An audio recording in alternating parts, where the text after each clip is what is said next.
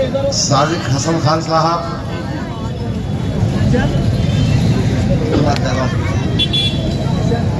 हमारे तहरीक के नौजवान साथी हारिस अजीम साहब, मुस्तफ़ा खान साहब, हमारे मुन्ना भाई फैसल खान साहब, अकरम शेख साहब, पप्पू भाई, पीछे बैठे भी है हमारे नौजवान साथी, बुजुर्गों, नौजवानों,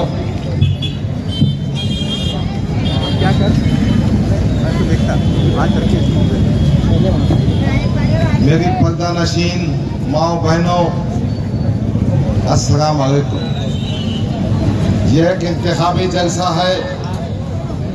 हम आपके सामने वोट मांगने के लिए जमा हुए हैं। सच बात तो ये है कि कल ही मौलाना मोहतरम सज्जाद नोमानी साहब ने कुछ फैसला किया। मैं ये बात बताना चाहता हूँ, मौलाना मोहतरम सज्जाद नोमानी साहब एक बैनुल-अक़वामी आलम दीन और बैनुल-अक़वामी शख्सियत है। एक बार मैंने वीडियो में देखा था, हमास के जो नेता थे, हमास के जो कायद थे, जिनको हाल ही में शहीद किया गया, इस्माइल हानिया,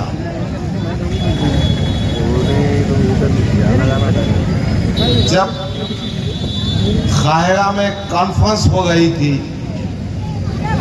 इस्माइल हानिया उस स्टेज पे बैठे थे और सामाईन में मौलाना मोहतरम सज्जाद नोमानी साहब मौजूद थे।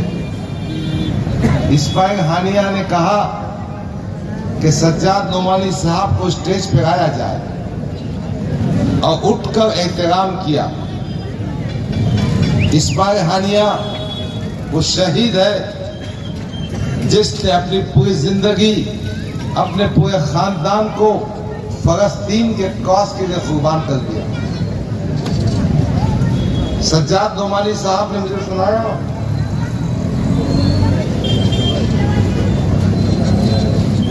जब इस्माइल हानिया शहीद हुए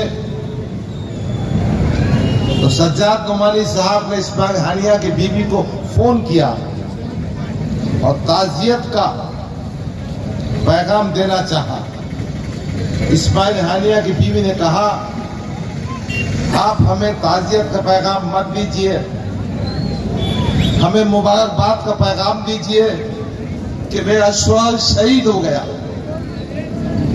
वो सज्जाद नोमानी साहब, जिनकी कद्र कीमत आलम इस्लाम में अजीज़ान गिरामी उलमाए किराम बहुत ज्यादा है, काबिल एहतराम है, नबी के वारिस हैं और उनकी इज्जत और एहतराम करना हमारे अकीदे का जुज़ है, मेरे आका का हुक्म है। मगर मौलाना मोहतरम सज्जाद नोमानी साहब वो अजीम शख्सियत है जिन्होंने हिंदुस्तान की सियासत में करवट पैदा की। 2024 के पार्लियामेंट्री इंतखाबात में जब मंजूर सज्जाद नोमानी साहब, ये मंजूर नोमानी के फर्जंद है, लखनऊ के रहने वाले हैं, इनके वालिद भी बहुत जय्यद आलिम हुआ करते थे, एक मैगजीन निकालते थे अल फुरकान। तो सज्जाद नोमानी साहब ने महसूस किया कि 2014 में 2019 में कहीं ना कहीं ये बात हो गई है कि नरेंद्र मोदी ताकत पर आ रहा है, बहुत ज्यादा ताकत से आ रहा है, शरीयत में मदाखलत कर रहा है, हिंदुस्तान के दस्तूर में तब्दीली चाहता है, मुसलमानों के वजूद शनाख्त उनकी शरीयत को खतरा है। तो सज्जाद नोमानी साहब ने इंडियन नेशनल डेमोक्रेटिक अलायंस इसको बनाया। ये जो इंडिया है ना, जिसमें कांग्रेस पार्टी भी है, समाजवादी पार्टी भी है, आम आदमी पार्टी भी है, उद्धव ठाकरे भी है, शरद पवार भी है, इनको एक जगह लाने वाली शख्सियत का नाम है मौलाना मोहतरम सज्जाद नोमानी साहब। और ये सज्जाद नोमानी साहब की कोशिशें थी कि जो भारतीय जनता पार्टी 400 पार की बात कर रही थी, वो समेट कर 240 पर आ गई। वो अपनी ताकत पर दिल्ली में हुकूमत नहीं बना सके, उनको जेडीयू, जनता दल यूनाइटेड, नीतीश कुमार की जरूरत पड़ी, उनको तेलुगु देशम चंद्रबाबू नायडू की जरूरत पड़ी। ये अजीम शख्सियत है और इनका नेटवर्क इस कोशिश में लगा हुआ है कि फिस्ताई ताकतें, फिरका परस्त ताकतें, वो ताकतें जो अक़लियतों की, मुसलमानों की दुश्मन है, वो ताकतें जो दस्तूर को बदलना चाहती है, वो ताकतें जो औकाफी जायदाद पर कब्जा करना चाहती है, उनको खत्म करना है। इसी मकसद के तहत महाराष्ट्र में पार्लियामेंट के इंतखाबात होने के बाद मौलाना मोहतरम सज्जाद नोमानी साहब ने एक नेटवर्क बनाया, इस बात की कोशिश की कि हम भारतीय जनता पार्टी हो, अजीत दादा की एनसीपी हो, एकनाथ शिंदे का शिवसेना हो, उसको कैसा रोक सकते हैं। महाविकास आघाड़ी में भी मौलाना मोहतरम ने इस बात की कोशिश की कि फिरका परस्त ताकतें सत्ता में ना आए, और फिर एक कोशिश जगंगे पाटिल साहब के पास भी जाकर की। इत्तेफाक से वो कोशिश ज्यादा कामयाब न हो पाई। फिर गुज़िश्ता कल उन्होंने महाराष्ट्र के 288 उम्मीदवारों की फहरिस्त जहां जहां तायीद और नाम दाखिल किया, उसमें से मैक्सिमम कैंडिडेट महाविकास आघाड़ी के हैं। 17 मुकामात ऐसे हैं जब महाविकास आघाड़ी का उम्मीदवार नहीं है, उसमें से औरंगाबाद ईस्ट भी है। औरंगाबाद ईस्ट में उन्होंने समाजवादी पार्टी के उम्मीदवार मुझे तायीद की है। मैं आप तमाम की जानिब से, मैं अपनी जानिब से, मेरी पार्टी की जानिब से और मेरे तमाम साथियों की जानिब से दिल की गहराइयों से मौलाना सज्जाद नोमानी का शुक्रिया अदा करता हूं। मगर एक बात मैं कहना चाहता हूं, जो हजरात फोटो में बैठकर ये बताना चाहते हैं कि हम उलमाए किराम और सज्जाद नोमानी के जूतों के पास बैठते हैं, उन्होंने भी कुछ सबक देना चाहिए। सज्जाद नोमानी का फैसला आने के बाद तिरमिराहट व्हाट्सएप और फेसबुक पर ऐसे कमेंट, भाई पार्लियामेंट के इंतखाबात में जब सज्जाद नोमानी ने कहा आप उनको वोट दे सकते हैं, तो जब सज्जाद नोमानी बड़े आदमी थे और जब सर्वे की बुनियाद पर, मशवरे की बुनियाद पर, साथियों के मशवरे पर फैसला किया, चूंकि फैसला आपके खिलाफ गया है, आपको पसंद नहीं आया। मैं इस मंच से कहना चाहता हूं, आप इख्तिलाफ कर सकते हैं, मगर न मैं न आप ये मिलत के गयूर नौजवान उनको माफ करेंगे जो हमारे उलमा की बेइज्जती करें। इख्तिलाफ हो भी सकता है, आप दूसरा फैसला ले भी सकते हैं, मगर उलमा-ए-किराम की एहतराम और शान में हम गुस्ताखी बर्दाश्त नहीं करेंगे और हमारे खिलाफ जो प्रोपेगेंडा करने वाले हैं वो उलमाए किराम की शान में गुस्ताखी कर रहे हैं।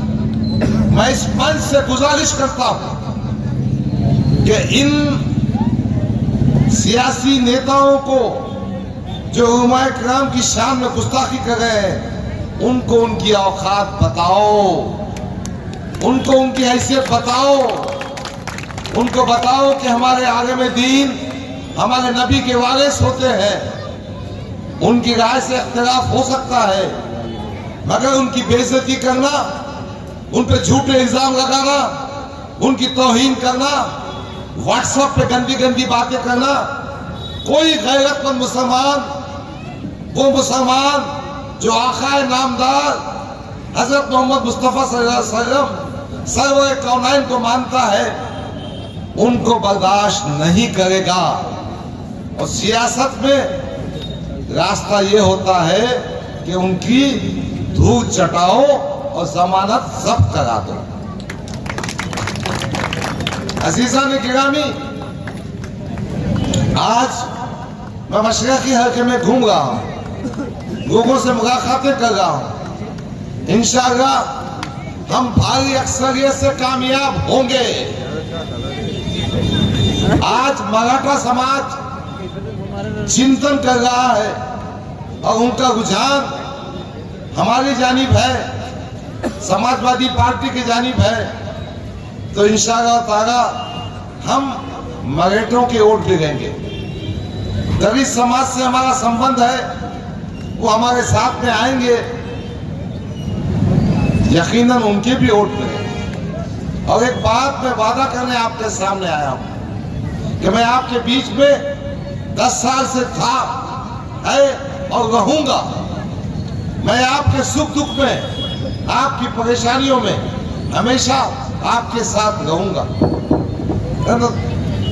और ये कहने आया हूं कि जहां जरूरत पड़ेगी मैं पुलिस स्टेशन आपके वास्ते आऊंगा, आपकी नुमाइंदगी करूंगा। मेरा भाई सारिक हसन खान कह रहा था कि गफ्फार कादरी ने महाराष्ट्र में मुख्तलिफ मुकामात पर नुमाइंदगी की। ये हकीकत है, ये सच्चाई है। जहां जहां मॉब लिंचिंग हुई मैं वहां पहुंचा। मैंने कोई एहसान नहीं किया, मैंने अपना फर्ज निभाया।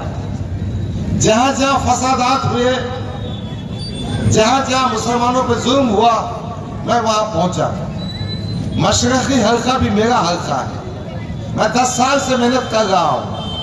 हमारी मेहनतों के नतीजे में 250 वोटर्स रजिस्ट्रेशन कैंप की वजह से आज इस हल्के में 1,46,000 मुसलमान वोटर्स है। 10 साल हमने मेहनत करना, हमने बीज बोना, हमने फसल उगाना और फल खाने तुम वहां से यहां कूद जाएंगे, ये हम बर्दाश्त नहीं करेंगे। और यही एहसास हर आदमी के दिल में है, यही गुस्सा हर वोटर के दिल में है कि भाई आप जाना था सेंटर में और अगर मुझे टिकट नहीं देना था तो मुझसे कह दिए होते। पर यार बातें बहुत गंभीर है, स्टोरी आपको मालूम है। मैं एक बात कहने का चाहता हूं कि आप समाजवादी की जो निशानी साइकिल है उसका बटन 5वें नंबर पर है। 20 तारीख को अपने वोटरों की कसीर तादाद दीजिए, हम अतुल सावे को दफन कर देंगे। गुज़िश्ता 2 वक्तों में ये नाथूराम गोडसे की औलाद, ये भारतीय जनता पार्टी का उम्मीदवार, ये आरएसएस का एजेंट हमारे सर पर मुसर्रत था। हम इन इंतखाबात में इसको धूल चटाएंगे, इसको शिकस्त देंगे। बस आपकी मदद चाहिए, आपकी दुआएं चाहिए, आपकी सरपरस्ती चाहिए, आपकी ताईद चाहिए। बस ये गुजारिश करता हूं कि 20 तारीख को अपने घर का एक वोट, अगर कोई रिश्तेदार बाहर रहते हैं तो तुमको लेके आइए, और फिर साइकिल का जो निशान 5वें नंबर पर है ईवीएम मशीन पर, वो बटन दबाइए, भारी अक्सरियत से कामयाब कीजिए। इंशाअल्लाह हम इस इलाके में, इस असेंबली के क्षेत्र में तालीम के मैदान में अच्छे स्कूल कायम करेंगे। गवर्नमेंट के जो स्कूल है, कॉर्पोरेशन के जो स्कूल है, उनका मियार इतना ऊंचा करेंगे कि आपको प्राइवेट स्कूल में जाने की जरूरत नहीं और मोटी फीस देने की जरूरत नहीं। अस्पतालों को ठीक करेंगे। पुलिस की वर्दी या पुलिस ऑफिसर जहां कहीं नाइंसाफी करेंगे उसके खिलाफ चट्टान बनकर डट जाएगी। मुझे उम्मीद है कि महाराष्ट्र में महाविकास आघाड़ी की गवर्नमेंट बनेगी और समाजवादी पार्टी महाविकास आघाड़ी का हिस्सा है। औरंगाबाद मुकामी तौर पर कांग्रेस का बहुत ही ढीला कैंडिडेट खड़ा हुआ है। जमानत तो क्या 2000 वोट भी नहीं गिनेगा, जमानत कोई बचने वाली नहीं है। आज समाजवादी पार्टी ने उम्मीदवार देकर कामयाबी का रास्ता बनाया है और जब हम महाविकास आघाड़ी का हिस्सा बनेंगे, सत्ता का हिस्सा बनेंगे, तो हमारा जो देरीना मसाइल है, मुस्लिम नौजवानों की तालीम का मसला, रोजगार का मसला, इनकी तरक्की का मसला यकीनन मुसलमान रिजर्वेशन के माध्यम से पूरा किया जाएगा। हमारी जो कीमती जायदादें हैं औकाफ की, उनको हासिल किया जाएगा और उनका जरिए से कौम और मिल्लत की बहबूद का काम होगा। मैं जानता हूं वक्त कम है, हमारे बीच दूसरे मुखर्रिर भी हैं। बस आखिर में गुजारिश करता हूं कि 20 तारीख का दिन बहुत अहमियत का दिन है। वोट एक अमानत है, एक शहादत है, एक गवाही है। आप अपने घर से उठिए, शहादत दीजिए कि आप गैरतमंद मुसलमान हैं। आप शहादत दीजिए कि आप उलमा इकराम को मानते हैं। आप शहादत दीजिए कि आप चाहते हैं कि महाराष्ट्र में इस हल्के असेंबली में तरक्की का मामला हो। आप चाहते हैं कि भारतीय जनता पार्टी का सफाया साफ हो। आप चाहते हैं कि नाथूराम गोडसे की औलाद को दफन कर दिया जाए। इसलिए उठिए और 20 तारीख को अपना वोट साइकिल की निशानी, उसका जो बटन नंबर 5 है, उसको दबाइए, कामयाब कीजिए। शुक्रिया, खुदा हाफिज, अस्सलाम वालेकुम। यहाँ पे मौजूद हमारे भाई और बुजुर्ग सभी को अस्सलाम वालेकुम।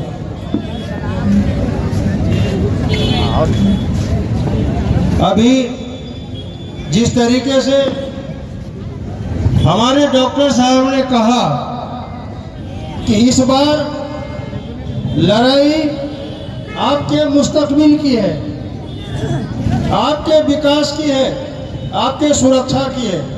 मैं विस्तार से समझाना चाहता हूँ। मेरा काम डिबेट चैनल में, सारे चैनल में बैठता हूँ। मैं बहुत अच्छे तरीके से आपको समझा सकता हूँ कि देश के हालात क्या है, देश में माहौल क्या है।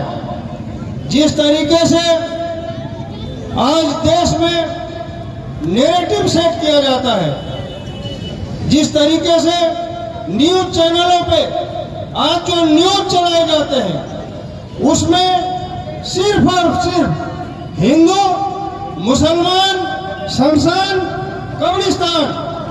आप कभी भी न्यूज चैनल देखना, कोई भी अखबार उठा करके देखना, कभी भी आपके बच्चों के मुस्तकबिल की बात नहीं होगी, आपके सुरक्षा की बात नहीं होगी, आपके रोजी रोजगार की बात नहीं होगी। ये हालात है देश के, और ये हालात किस लिए है?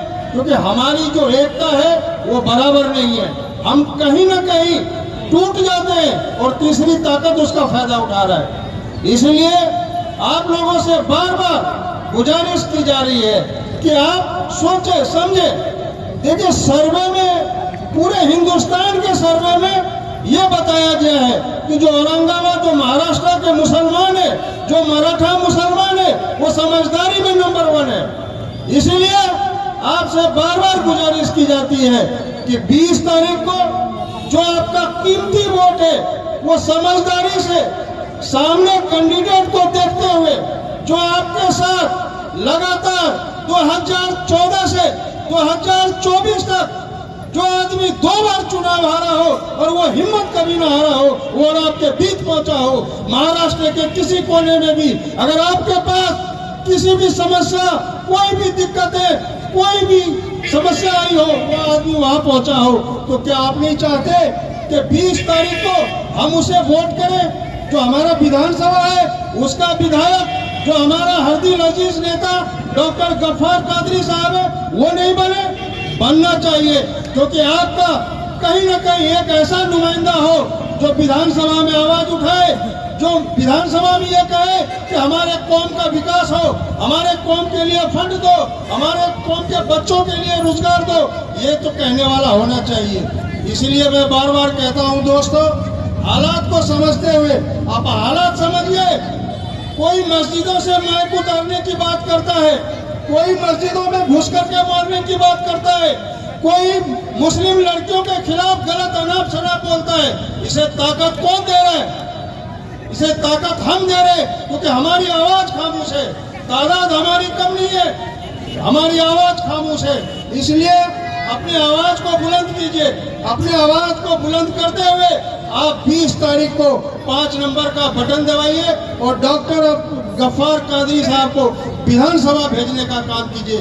आपको सोचने की जरूरत है, आपको समझने की जरूरत है कि जो हमारी ताकतें हैं आखिर वो कहाँ गायब हो रही है। हमारी ताकतें हमारी समझ में गायब हो रही है, हम समझते नहीं। जिस तरीके से आज यहाँ के हालात है, अगर औरंगाबाद की मैं बात करूं तो मैं ये कहना चाहता हूं कि औरंगाबाद में आपके विधायक भी थे, आपके सांसद भी थे, आप उनसे सवाल कीजिए आपने क्या किया। मैं उसका एक दिन भाषण देख रहा था, वो कह रहा था 20 तारीख को पतंगा उड़ेगा पतंगा, लेकिन ये पतंग का डोर किसी और के हाथ में है। ये आपको समझना पड़ेगा। आखिर क्या वजह है कि अगर मैं हक की बात करता हूँ 19 मुकदमे हमारे ऊपर लगते हैं, लेकिन असदुद्दीन ओवैसी साहब बताए कितने मुकदमे उसके पास लगे हैं। वो कौम की बात करते हैं, बताए किस कौम की बात करते हैं। गुजरात हो, उत्तर प्रदेश हो, बिहार हो, कहाँ है? मैं गुजरात की बात बताऊं, बिल्किस बानो के केस के लिए उन्हें कहा गया, बताया गया हमारे पास फुर्सत नहीं है। क्या कौम के लिए आपके पास फुर्सत नहीं है? आप कौम की बात करते हो। मैं आपको साफ शब्दों में बता देना चाहता हूं कि भारतीय जनता पार्टी और असदुद्दीन ओवैसी ये दोनों में कोई फर्क नहीं है। ये दो सिक्के के एक पहलू है। ये डर दिखा करके राजनीति करते हैं। भारतीय जनता पार्टी मुस्लिमों का डर दिखाता है और असदुद्दीन ओवैसी हिंदुओं का डर दिखाता है। तो मैं ये कहना चाहता हूँ असदुद्दीन ओवैसी से, आपके इस मंच से ये डर दिखाना बंद कीजिए। आपने अगर कौम के लिए काम किया है, आप बताइए। मैं चैलेंज करता हूँ आपको, आप बताइए, कौम की बात बताइए, बिल्किस बानो की बात बताइए, जर्राफ बानो की बात बताइए, हदीसा खातून की बात बताइए। आपने कितने मुकदमे लड़े कौम के लिए? कौम के लिए आपने क्या किया? सिर्फ डर दिखा करके झोली भरने का काम किया है। और इम्तियाज जलील से मैं कहना चाहता हूँ कि अगर है हिम्मत, बैठ जाओ मेरे साथ डिबेट में। मैंने 2 बार चैलेंज किया इसे, न्यूज रूम से फोन आया, बताया मैं नहीं बैठता। तो उसे पता था कि काउंटर करने के लिए कोई है। विकास कितना हुआ औरंगाबाद में ये पूछने के लिए कोई है? तो मुस्तकबिल की बात करेगा, इसके लिए मेरे खिलाफ कोई है? तो आज तक इम्तियाज जलील मेरे साथ डिबेट में नहीं बैठे। मैं चैलेंज करता हूँ, मैं दिल्ली से आया हूँ, अगर है तुम्हारे में हिम्मत, कल का खुले मन से तुम बहस करो। अगर मुस्तकबिल की बात करते हो, तुम आवाम की बात करते हो, कौम की बात करते हो, मैं चैलेंज करता हूँ खुले मन से, आओ मेरे साथ डिबेट करो। तुम अगर है तुम्हारे में हिम्मत, औरंगाबाद में ललकार रहा हूं मैं, लेकिन ये करेंगे नहीं। इसे पता है हमने किया कुछ नहीं है, सिर्फ और सिर्फ जेब भरने का काम किया। और जेब जो भरने का काम करे, मैं आपको बार बार कहता हूं कि 20 तारीख को आप किसी भी तरह से, कि जैसे भी हो, पूरी ताकत से हो, आवाम को समझाएं, आवाम को बताएं, जो आपके मुस्तकबिल के लिए काम करता हो, जो आपके दुख और सुख में काम करता हो। कोई अगर हादसा हो, अगर वो आप पहुंचता हो, सिर्फ बात औरंगाबाद की नहीं है, मैं पूरे महाराष्ट्र की बात करता हूं। आप देखिए कौन ऐसा शख्स है जो आपके महाराष्ट्र में, जो आपके कौम के लिए लड़ रहा हो, जो हक की बात बोल रहा हो, इसे आप चुनिए। मैं ये कहना चाहता हूं और मैं अपनी बात को खत्म करूंगा। लास्ट बार आप लोगों से अपील है कि 20 तारीख को 5 नंबर का बटन दबा करके आप डॉक्टर गफ्फार कादरी को जिताने का काम करें। मैं आपको बता दूं, जिस पार्टी से इन्हें टिकट मिला है उसका नारा है PDA, मतलब पिछड़ा दलित अल्पसंख्यक मुस्लिम, ये नारा है। और यही नारा उत्तर प्रदेश में भारतीय जनता पार्टी का टांग तोड़ने का काम किया और भारतीय जनता पार्टी ने अपाहिज सरकार बनाई, जिसका एक पांव बिहार से दूसरा पांव आंध्रा से। ये ताकत है इस पार्टी की। ये पार्टी हमेशा कौम की बात करती है, कौम की आवाज करती है, मुस्लिमों की बात करती है। आज देखिए 2017 में चुनाव हारने के बाद उत्तर प्रदेश की दशा क्या है। उत्तर प्रदेश में किस तरीके से मुसलमानों को टारगेट किया गया है। जितने उलमाए थे सभी ने कहा कि असदुद्दीन ओवैसी आप यहाँ इलेक्शन मत लड़ो, आप यहाँ इलेक्शन मत लड़ो। लेकिन इन्होंने इलेक्शन लड़ा, 100 सीटों पे ये लड़े, जहाँ पे लगभग 38 सीट जो मुस्लिमों की सीट थी वहां पे इन्होंने नुकसान करने का काम किया। इसलिए मैं बार बार कहता हूं कि आप पहचानिए कि आखिर क्या वजह है कि असदुद्दीन ओवैसी पर कोई FIR नहीं होती। आप किसी भी फेसबुक हो, इंस्टाग्राम हो, एक लफ्ज एक शब्द अगर आपने सरकार के खिलाफ लिखा, सुबह ही आपको उठा के ले जाएगा। लेकिन इतना बोलने के बाद जिस तरीके से ओवैसी बोलते हैं, आप समझिए ये बोल क्यों रहा है, क्योंकि शाम के टाइम स्क्रिप्ट लिखी जाती है और सुबह इनका बयान आता है। और इनके बयान से कहीं न कहीं जो हमारे हिंदू भाई है वो इकट्ठा हो जाते हैं। और यही कारण है कि भारतीय जनता पार्टी की सीट निकल रही है। उलमाए दीन ने कई बार कहा कि ओवैसी साहब, अगर आप मुस्लिमों के मुस्तकबिल की बात करते हो, अगर आप कौम की बात करते हो, तो इसके खिलाफ मत बोलो, ये मैसेज गलत जाता है। लेकिन नहीं, इनको तो राजनीति रोटी सेकनी है, इनको तो बोलना है, इन्हें तो अपनी दुकान चलानी है। इसलिए आप लोग 20 तारीख को डॉक्टर गफ्फार कादरी साहब को जिताएंगे इंशाल्लाह, औरंगाबाद इंशाल्लाह।